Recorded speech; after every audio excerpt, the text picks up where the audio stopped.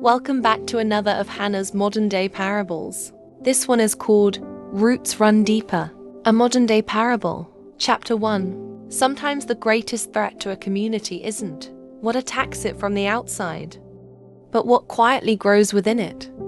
The East End wasn't beautiful, at least, not by the city's standards. The roads were cracked. Many of the buildings had seen better days. Paint peeled from brick walls. Gardens were overgrown, and several shops stood empty. Most people drove through the neighborhood with their doors locked. They saw poverty. They saw neglect. They saw a place worth forgetting. But they didn't see the people. Every Friday evening, neighbors gathered in the community hall to share a meal. If Mrs. Thompson's heating broke, someone fixed it. If young Marcus needed school shoes, nobody knew who bought them, but they appeared outside his front door. When Mr. Jenkins lost his wife, meals arrived every evening for weeks. If a family fell on hard times, the entire community quietly rallied around them. No one kept score. No one expected repayment. They simply looked after one another. It wasn't a wealthy community, but it was a rich one.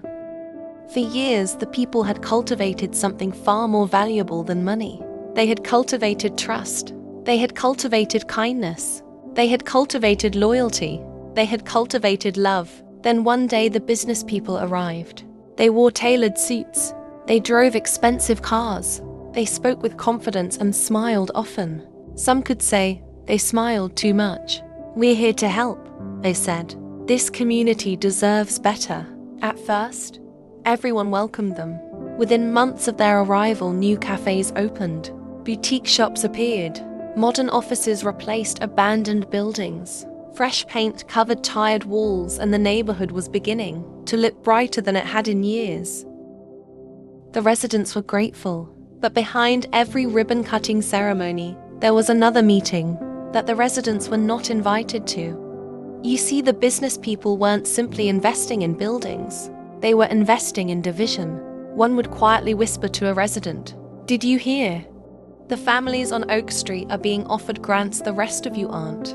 Another would suggest, "The council says some of your neighbors are slowing down progress." Another hinted, "If everyone worked as hard as you, this place would have changed years ago." Small comments, tiny seeds, nothing obvious. Yet slowly the weeds began to grow. Chapter 2. Neighbors questioned one another. Friends became suspicious of each other. Arguments broke out over car park spaces, then over money, then over rumors.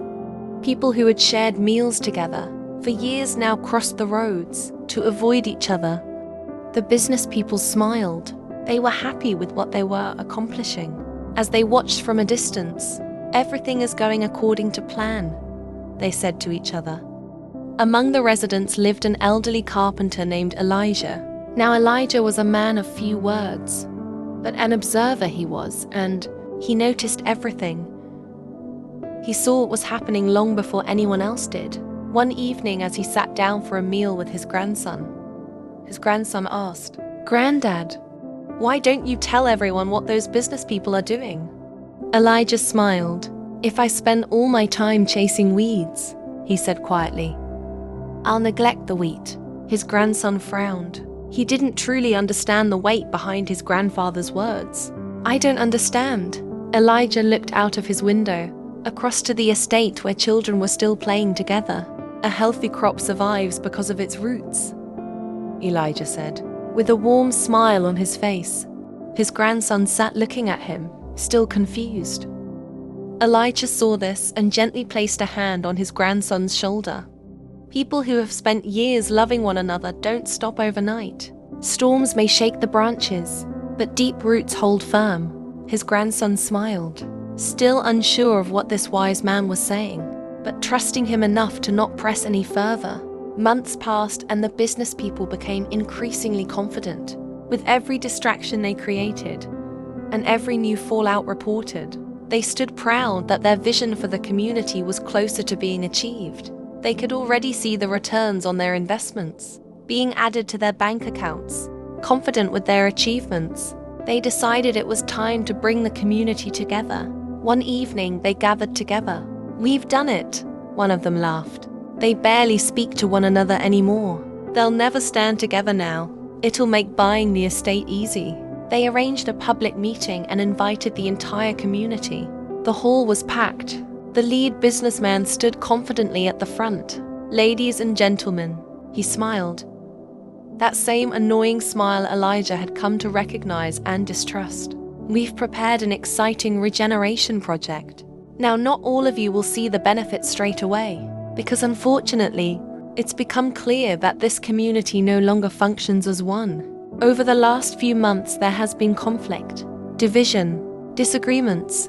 So, we've concluded the best solution is for us to purchase your homes individually, relocate each of you elsewhere, and completely redevelop the area." Silence filled the room as the business people exchanged confident smiles. Chapter 3. Then something unexpected happened. Mrs. Thompson slowly stood to her feet. She turned towards the crowd, her eyes looking into the faces of the people she had known and come to call family. "I've lived here for 40 years.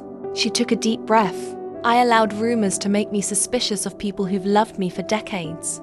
She looked directly at her neighbours, who were seated 2 rows in front of her. "I'm sorry," she said to them, as she placed a hand on her chest. A young father stood next. "I am too." Then another, and another. Within moments, people were hugging, apologizing, laughing, crying, forgiving. Old friendships began healing before the business people's eyes. The business people turned to each other, their faces locked in confusion. Whilst they examined the room, they couldn't fathom what was taking place. Years of genuine love proved stronger than months of carefully planted division. The business people stared in disbelief. Everything they thought they'd accomplished was falling apart. Their plan had failed. They had mistaken temporary disagreements for broken relationships. They had underestimated what genuine community looks like. As a result of the communities coming together once more, the rejuvenation proposal was rejected, not because the people were against change, but because they refused to sacrifice each other for it. Instead, they chose to rebuild their own neighborhood, together, not because they never disagreed, but because love mattered more than being right, more than fresh licks of paint on buildings, or new boutiques and coffee shops. As the business people packed away their presentation boards, with their bruised egos and failed attempts sinking in, the lead developer stopped beside Elijah. "I don't understand," he muttered. Elijah smiled gently before saying, "You spent months planting division, believing it would become their identity." He paused, allowing the words to settle. "But you forgot something. Division can be planted, but it will never overcome unity that has been cultivated. These people have been cultivating love here for generations." The developer stood silently. Elijah continued, "You planted weeds. God planted wheat. You underestimated the roots." Without another word, Elijah turned and walked back towards his neighbors, and he wrapped his arms around his grandson and gave him a huge hug. The developer continued packing up. Behind him, laughter filled the community hall once again. The business people had invested in buildings, but the people of the community had invested in one another, and that proved to be stronger foundations than any promise, built on deception and greed. The moral of this story: Jesus taught that the wheat and the weeds would grow together until the harvest. The enemy rarely begins with destruction. He begins with distraction. He whispers lies. He sows offense. He plants suspicion. He nurtures division. His goal is simple: to separate what God has brought together.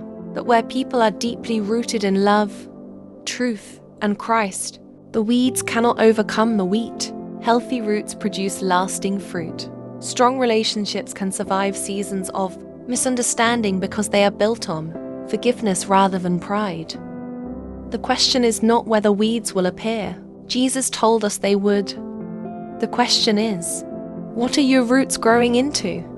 Because when the harvest comes, the wheat and the weeds may have grown side by side, but they will never share the same harvest.